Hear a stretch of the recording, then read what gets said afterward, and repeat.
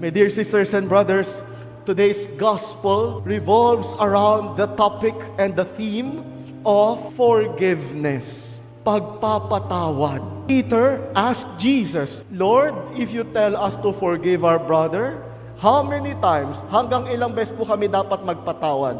Up to 7 times.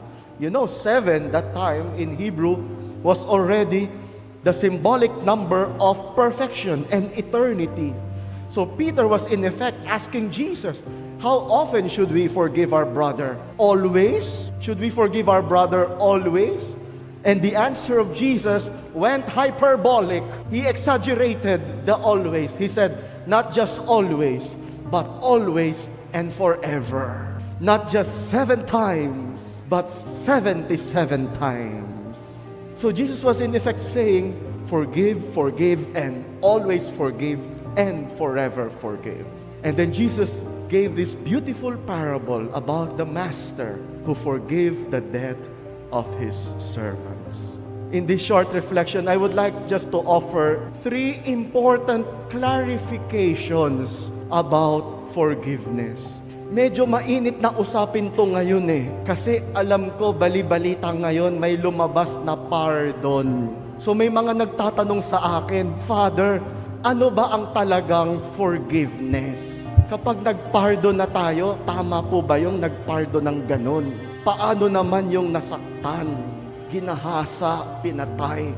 Ganun-ganun na lang ba yun? Ipapardon.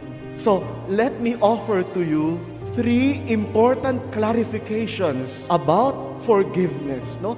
To tickle our minds and to touch our hearts. No? And so we will also examine ourselves. When I say I forgive someone, am I really forgiving someone in the manner of Jesus? Amen? So, 3 bagay. Number 1, when you forgive, the first is forgo but not forget. When we forgive, when we really forgive, what are we actually doing? We are forgoing of the hurts, the bitterness, the pain of the past. Pinalalaya natin ang puso natin mula sa pait at sakit ng kahapon. Ano mang sakit yan, kahit yung maliit na pagkakamali hanggang sa pinakamabigat na krimen, anumang sakit yan, anumang pait yan, nangyari noon. Kaya mabuhay tayo sa ngayon. When we are forgiving, we are choosing to look forward, to look to the future, full of hope, rather than being beholden to the past. We forgo of the bitterness, but we don't forget the truth. We don't obliterate history, and even less, we don't revise history. Ang totoong nagpapatawad, hindi nagbabago ng kwento. Kung ano yung totoo, ikukwento niya ang totoo. Kaya pangit ang totoo o maganda ang totoo, basta totoo. We forgo, but not forget. When we truly forgive, we can look back at the past. We can look back at the painful experience, but without the bitterness, without the anger even, without the claims even, we look back with compassion, with mercy, with tenderness. We can look at the painful past, not forget it, not deny it, but look at it, acknowledge it with compassion and courage in our hearts. So, number 1, forgo, not forget. Number 2, when you are hurt, and we are helped in forgiving by this. Take note of this. Number 2, when we are hurt, grief is okay, but not grudge. It's okay to be very sad. It's okay. And sadness is a beautiful emotion that the Lord gave us in our heart, because it is the emotion that makes us slow down, and it's the emotion that makes us open to the help of other people. So grief is okay when we are hurt, but not grudge. Ano yung grudge? Pagtatanim. Sabi ng ating salmo na narinig, the Lord does not keep grudges. Hindi siya nagtatanim ng galit. Sabi mo, Father, not forget. Yes, do not forget the event. Do not forget the truth. But forgo the grudge. Yung pait, yung pagtatanim ng galit. Sabi ng isang kaibigan kong pare, they are people who try to drink poison thinking that other people will die. We grieve. Yes. We mourn our losses. Yes. But we do not keep grudges. When we forgive, we will remember not to recount, but to restore.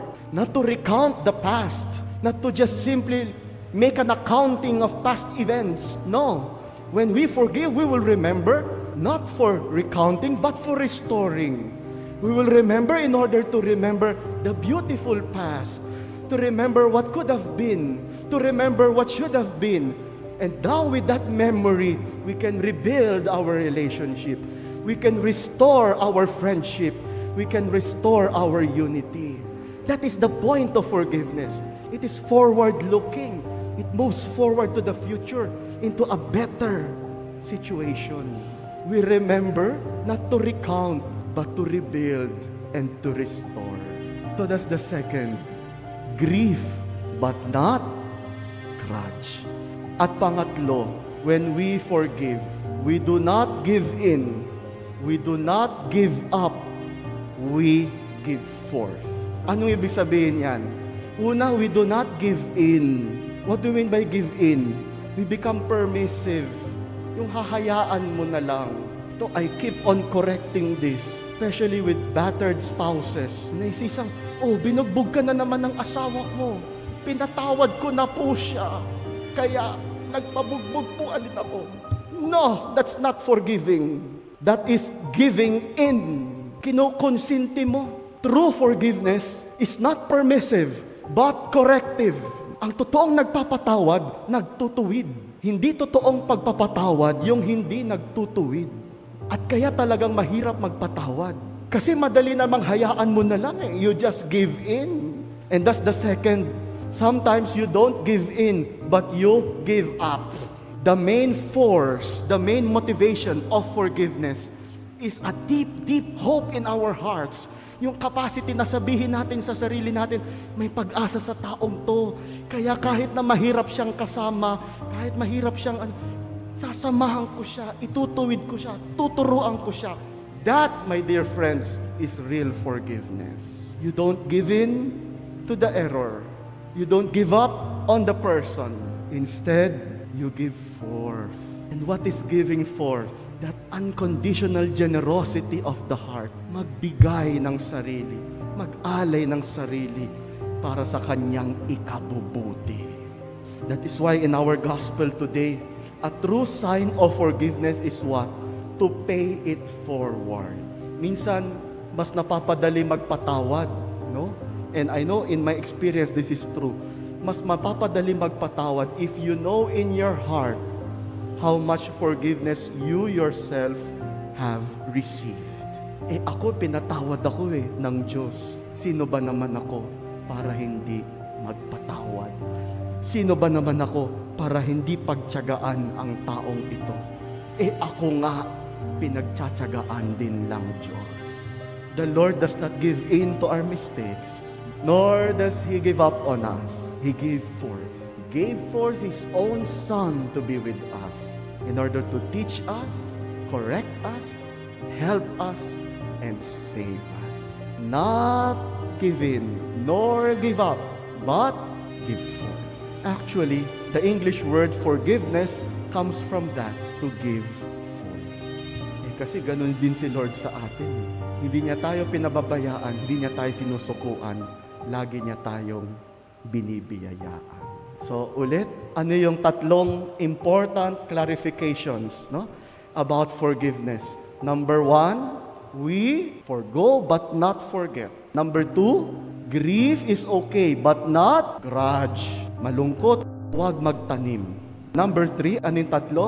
We do not give in. Hindi tayo makukonsente. We do not give up. Hindi tayo susuko. But we give forth. Mag-aalay tayo ng ating sarili.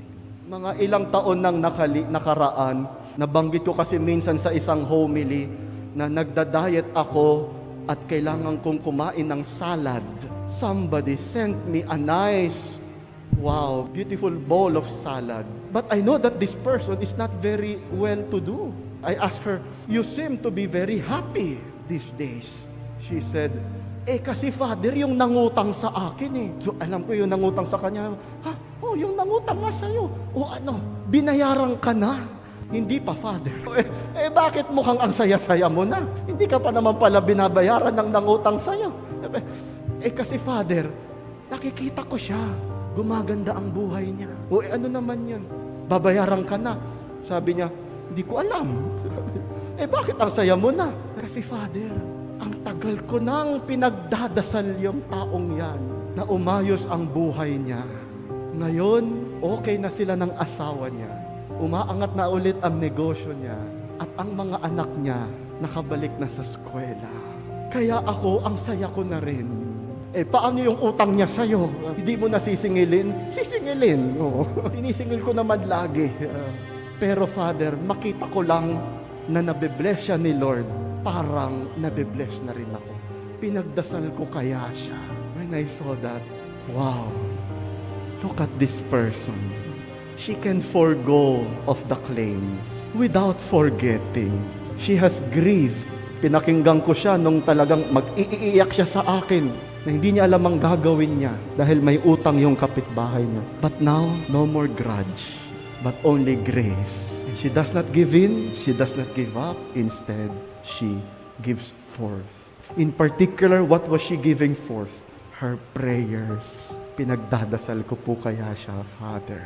And that is what Christian forgiveness is. Ang totoong pagpapatawad, number 1, we forgo but not forget. Number 2, it's okay to grieve but not grudge. And number 3, we do not give in, we do not give up, but we give forth.